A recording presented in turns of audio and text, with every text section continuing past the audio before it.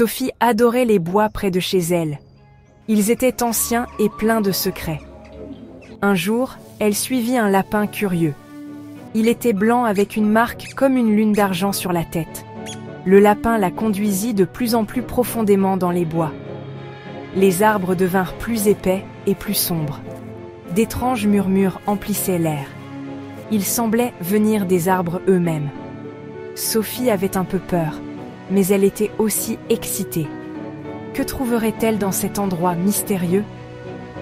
Le lapin s'arrêta près d'une cascade. L'eau tombait avec un grand rugissement. Sophie ne voyait pas où elle allait. Le lapin sauta sur un rocher et la regarda. Puis, il disparut. Sophie était stupéfaite. Où était-il passé? Elle s'approcha de la cascade. Elle tendit la main pour toucher l'eau. Dès que ses doigts entrèrent en contact, tout changea. Le monde autour d'elle se dissolut en une brume tourbillonnante. La brume se dissipa. Sophie haleta, ses yeux s'écarquillant de surprise. Elle n'avait jamais rien vu de tel auparavant. Elle se trouvait dans une vallée cachée, un endroit que personne n'aurait pu imaginer. Des montagnes imposantes s'élevaient de tous côtés, formant une barrière naturelle autour de ce lieu magique. Une belle cité scintillait au loin, ses tours étincelantes semblant toucher le ciel. C'était comme si elle n'avait jamais rien vu de tel auparavant. Chaque détail semblait sorti d'un conte de fées. Des créatures de mythes et de légendes se déplaçaient dans la vallée, ajoutant à l'émerveillement de Sophie. Des griffons majestueux planaient dans le ciel, leurs ailes puissantes créant des courants d'air. De minuscules lutins gloussants voletaient parmi les fleurs, leurs rires cristallins résonnant dans l'air.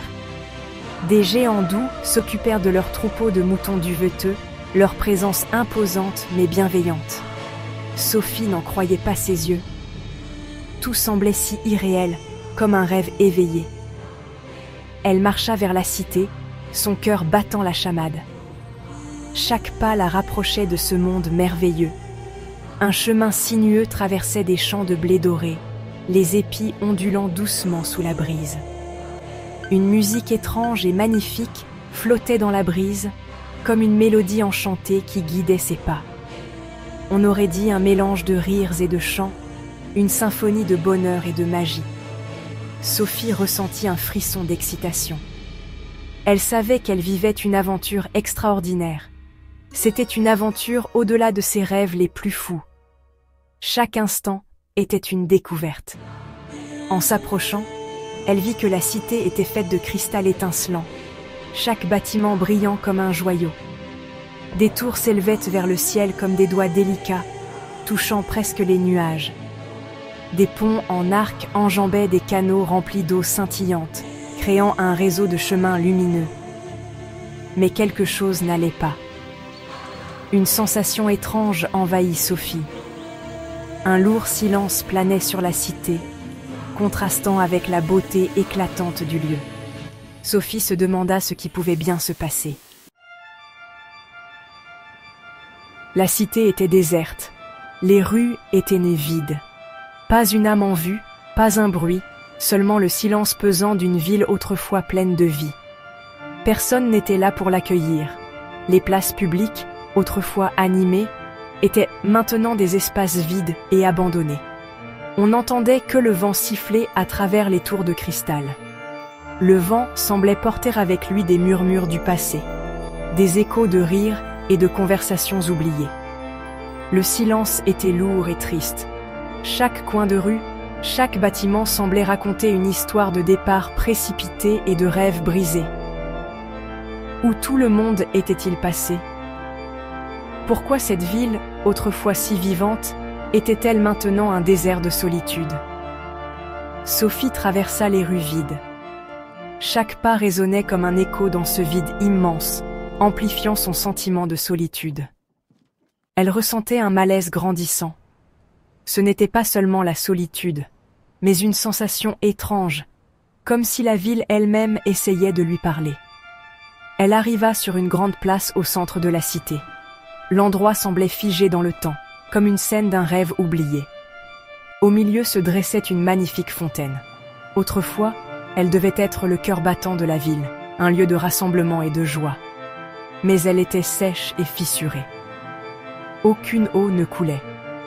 La fontaine semblait pleurer des larmes invisibles pour une époque révolue. Elle vit quelque chose d'écrit sur le socle de la fontaine. Les mots semblaient vibrer d'une énergie ancienne. Les lettres étaient étranges et magnifiques.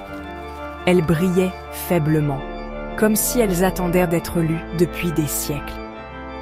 Sophie ne pouvait pas les lire, mais elle pouvait sentir leur tristesse.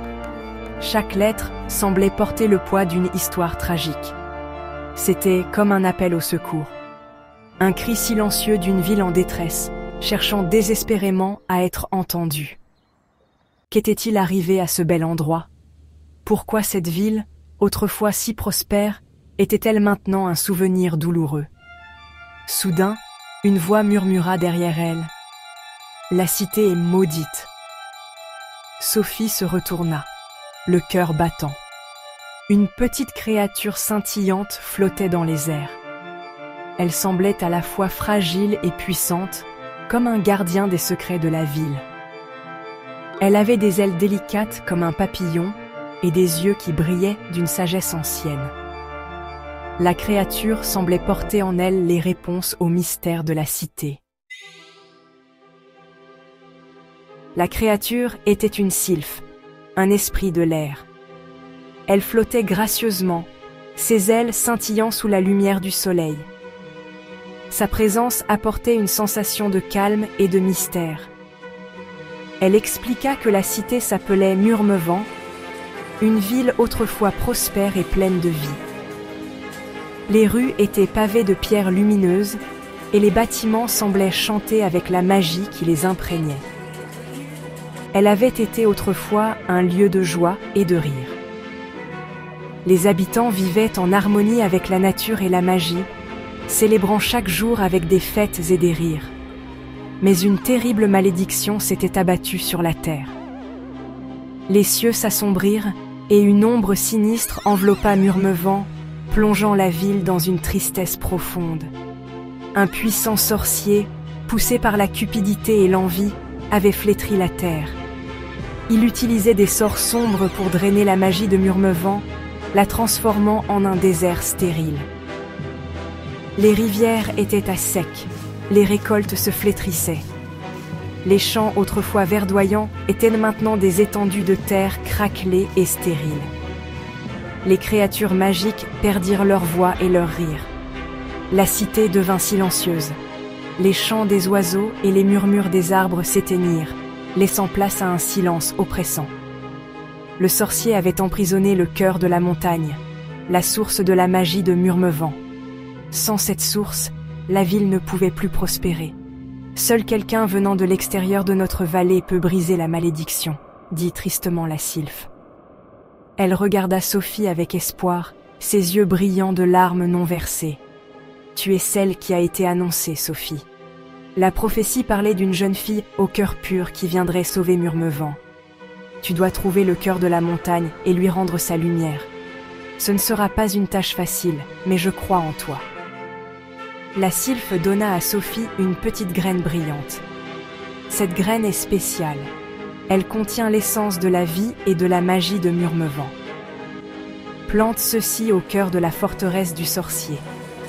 Là où la magie est la plus forte, cette graine pourra libérer son pouvoir. Elle te montrera le chemin. Suis la lumière qu'elle émettra, et elle te guidera à travers les ténèbres.